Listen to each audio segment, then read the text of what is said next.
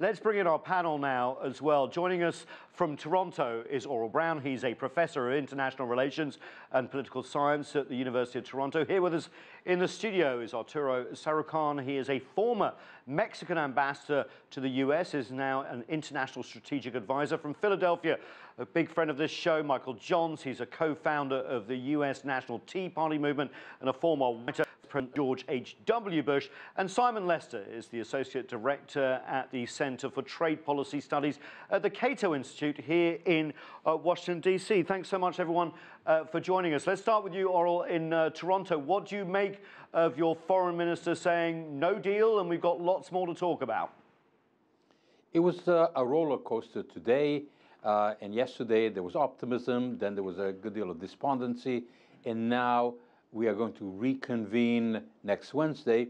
What was significant was that the foreign minister said that the Americans were negotiating in good faith. This was the fear in Canada, that there was a rigid position, that there would be no give on the part of the United States, and that the only deal that was to be had was if Canada gave in completely, which Canada is not prepared to do. I think we'll have to compromise. I think we are at something of a disadvantage that the Mexicans, the Americans have gone ahead with a deal already, so some of that is baked in, but at least we are going to continue to negotiate.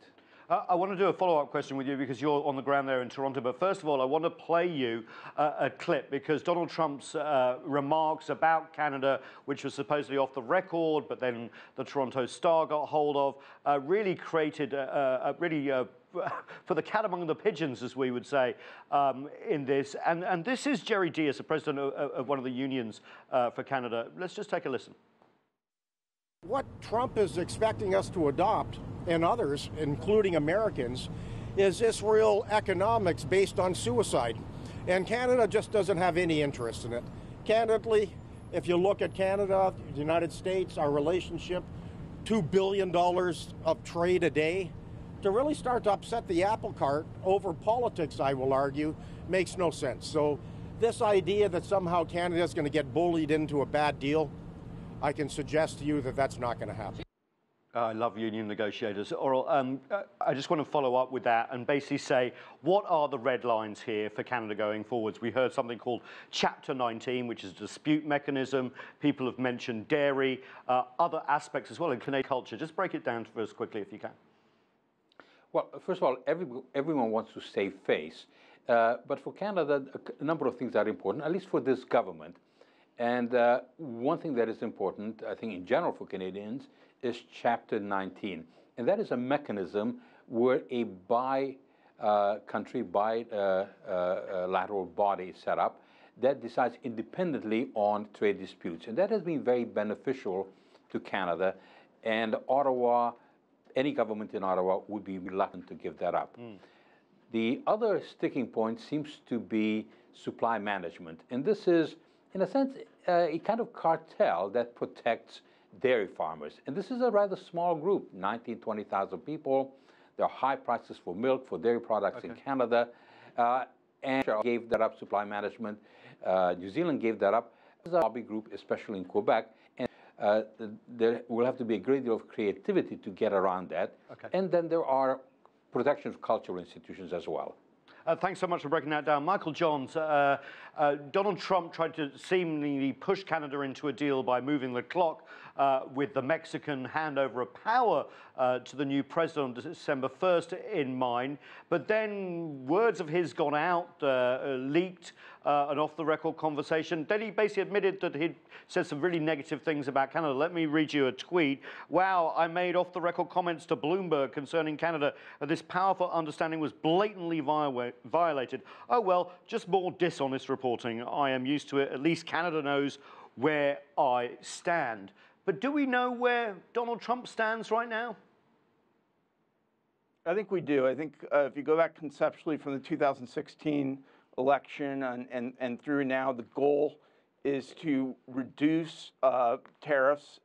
The dairy issue in Canada is a very big issue. I mean, they are imposing tariffs up to 300% on U.S. dairy exports. So conceptually, I mean, if you think that this is an agreement that's designed to advance free trade, and yet you're going to say, well, we're going to allow 300% tariff on exports in a pretty crucial industry area. But you're not really advancing free trade. Sorry to interrupt, Michael. You know I can do this with you. So the dairy is sorry to interrupt. Just 1 second. Just 1 second. But some analysts have said even the car component, the auto component, which is a huge thing, will actually result in less free trade and higher prices as well. So this may be a new agreement, but not necessarily that more free. Well, when we launched NAFTA in the early 1990s, and I'll concede I was an early, at least conceptual proponent of NAFTA. I saw promise in it. We had a slight trade surplus with Mexico, for instance. We've run that up now to a $71 billion trade deficit, and we have a minor trade deficit with Canada as well. Okay. So the goal of this is both conceptual to advance free trade under the auspices that U.S. industry can perform and compete well if we're given a fair playing field, and also that we want to see those metrics on the trade deficit move in constructive directions. And you don't do that when you're imposing a 300% tariff on a key industry. And I think the other issue with Canada is the pharmaceutical intellectual property protection, which obviously remains a key issue, not just with Canada, but globally. That's right. In fact, the Canadian negotiators say they don't want to give more power to the pharmaceutical companies. Arturo Sarukhan, we've been north of Canada. You've been former ambassador with Mexico. What's Mexico's position now? Because it seemed to be that they were going along with a bilateral agreement to try and get a trilateral agreement, but now this Friday, Canada's not signed on. Where are we? Well, it was obvious that Mexico had to hammer out issues that were germane only to the U.S. and Mexico.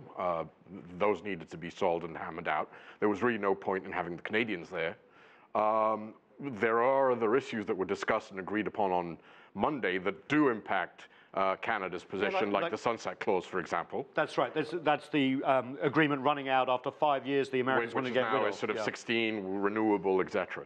So there was a bit of a mixed bag on what was announced Monday. There was clearly a political pressure point for both the outgoing Mexican government and the incoming Mexican government. Many people, if you read the news here, they say, oh, the Mexican government was trying to Teflon coat the agreement so that the new Mexican president doesn't tweak it. It's actually wrong. The incoming Mexican president asked the sitting Mexican president to wrap this negotiation up before December the 1st because he doesn't want to deal with an open NAFTA negotiation once he assumes office. So that's why the whole thing of the 90-day notification occurring today was critical, because if not, the incumbent Mexican president would have left office on December the 1st and would have been unable to sign the agreement. In terms of where we go now, though, what happens? I mean, obviously there's been a notification to Congress. Do you really think in 30 days the Canadians will come on board? We'll see. Some of the language used by the negotiators close to it, and obviously Donald Trump's language has seemed like they're still very far apart. There's no doubt that President Trump's my way or the highway approach to policy has been a huge hurdle from the get-go with NAFTA. There's no doubt that the weaponization of trade policy is a huge challenge. I hope that Congress, because of this discussion as to whether the president does or does not have TPA authority to submit a bilateral deal. That means an up or down vote in Congress, exactly. Right? No amendments. The famous fast-track vote. Yeah. The Congress will reassert its authority in trade policy. Now, the big question here is, assuming that Canada cannot agree or does not come on board, I think it's going to be very, very hard for a purely bilateral deal with Mexico to go forward on Capitol Hill. And then you've got the whole issue of what we don't have a text, so we're all guessing as to what was agreed upon. But the big issue here is what exactly has the agreement on rules of origin for automotive done to the future competitiveness of the North American industry? And there I think the news is particularly bad, because we're disrupting supply and production chains in North America. We need to be more competitive with emerging markets, and we're going to When you say we, you mean all three, right? Canada, Mexico, and the United States. And we're going to increase prices to consumers, and we may disrupt and move production to other emerging markets. Simon Lester, how do you see it? Well, I think that from what we've heard so far, and to echo Arturo a bit, it's kind of a mixed bag. You know, the auto rules of origin, for all the reasons Arturo just articulated, I think those are a real problem. At the same time, this is the agreement that would raise the North American content in autos. That's right. It from used to be 62.5%. Now it's got to be 75%. Plus, there are wage requirements. So they make it very difficult for auto manufacturers to be competitive in the North American market. But at the same time, NAFTA was an old agreement. We all agree on that. It could be modernized, and if they improve provisions on intellectual property and add provisions on e-commerce, we could come out of this with a deal that is on balance still pretty good. But, you know, again, echoing Arturo, we don't have a text yet. You know, we've got some leaks of maybe, you know, we got some hints of particular provisions, but we don't have a sense of what the whole deal is, and we really need that to be able to evaluate it objectively. Thank you so much. Aurel, tariffs. These negotiations are going on. It's quite incredible. While there is still aluminum tariffs on the North and South neighbors of the U.S., I want to play you a clip from Chrystia Freeland, the Canadian Foreign Minister, because, of course, this has been a big thorn in the side for negotiators. It's very difficult to sell a deal at home. And then I'll get your reaction off the back. Section 232 is a national security consideration. It is not one of the NAFTA negotiating chapters. Having said that, we very much are opposed to these tariffs. They are unjustified and they are illegal. The notion that somehow Canadian steel or aluminum could pose a national security threat to the United States is, frankly, absurd. And Aurel, on top of that is the threat of a tariff on autos and auto parts coming from Canada as well. This is really difficult to try and get out the way before a NAFTA signing, or will it still stay?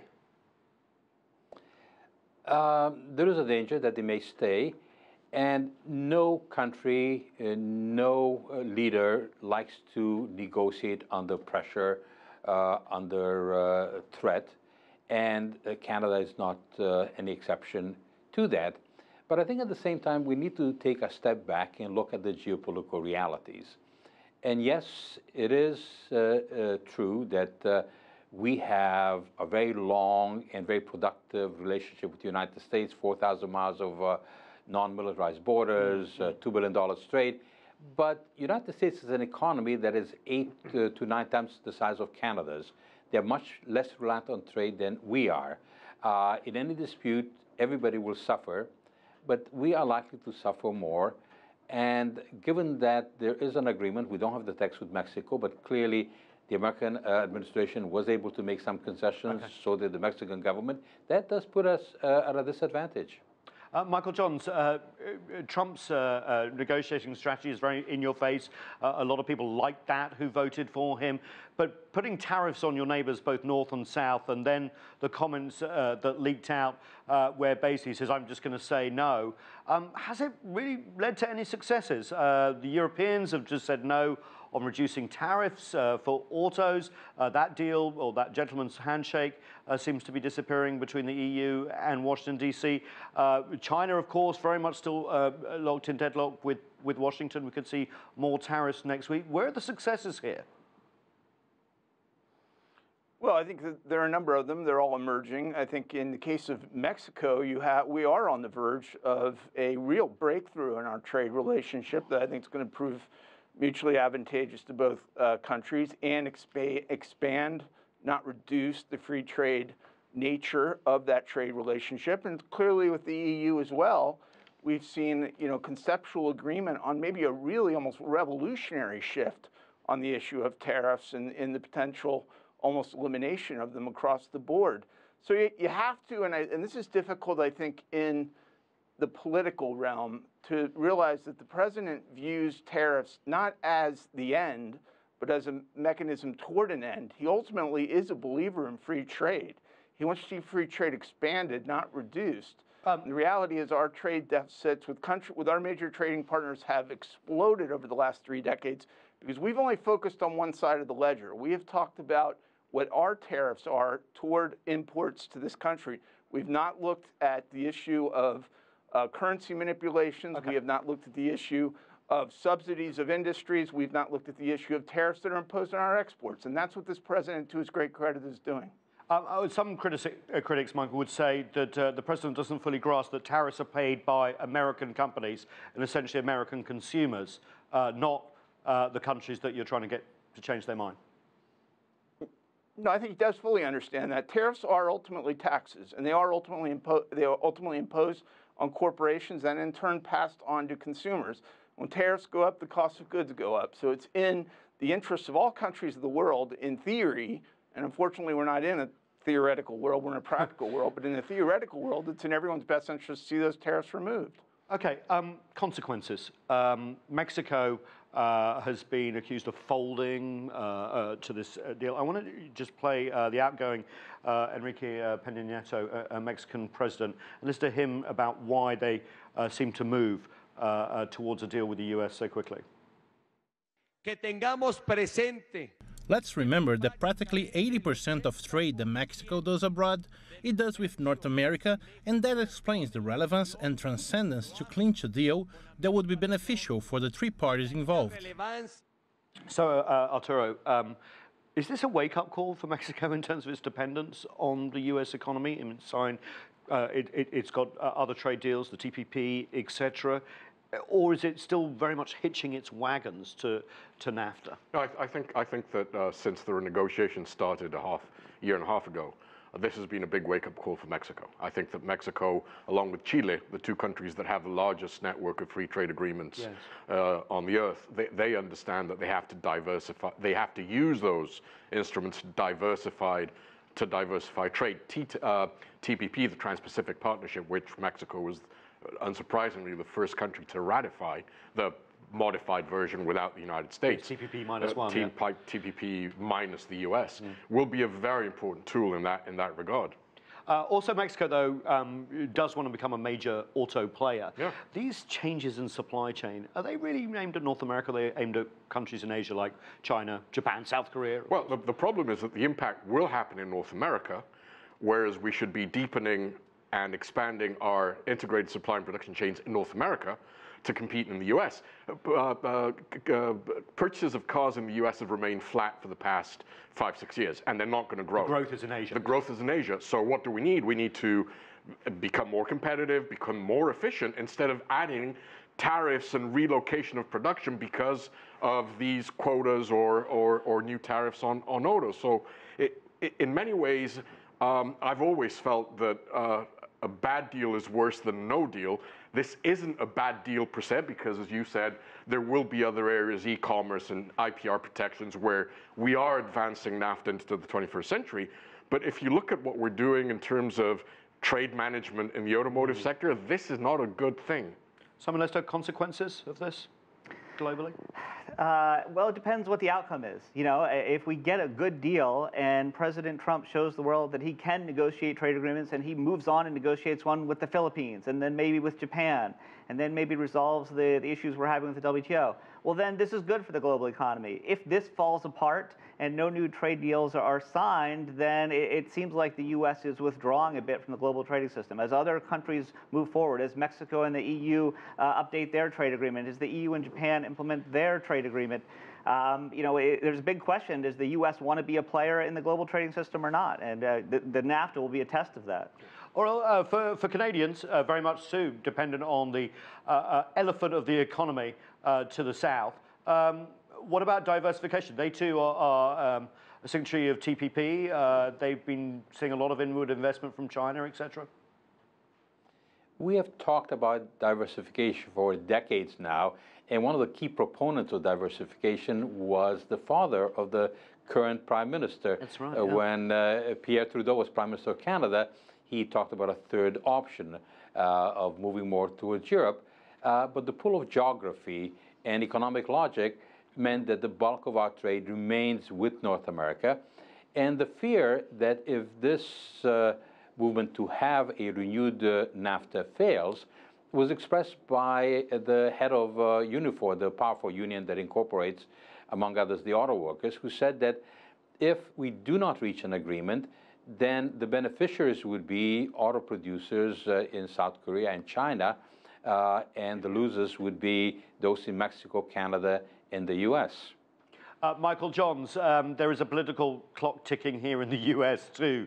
The midterm elections, tariffs have created some consternation, especially among agricultural communities that have voted for Republicans historically and in very large numbers for Donald Trump. Does he need a deal here before the November midterm elections? I think voters are already seeing that he has trade negotiations and trade goals moving in the right direction. And particularly when you move through Midwestern states and industrial states like Pennsylvania, Ohio, Michigan, that have been devastated by bad U.S. trade policies over the last few decades, those voters want to see that the president is executing on his promises, and he clearly is. And the two good things that I think that the president has going for him are, number one, we remain the largest economy in the world. Number two, we've got a president who understands both the upside potential of trade, but also I think where we've made some crucial mistakes and oversights over the last few decades. And voters are excited and enthusiastic about seeing those addressed. Okay, we're nearly running out of time, but I want everyone to look in their crystal ball. 30 days from now, Ambassador, are we going to have a deal?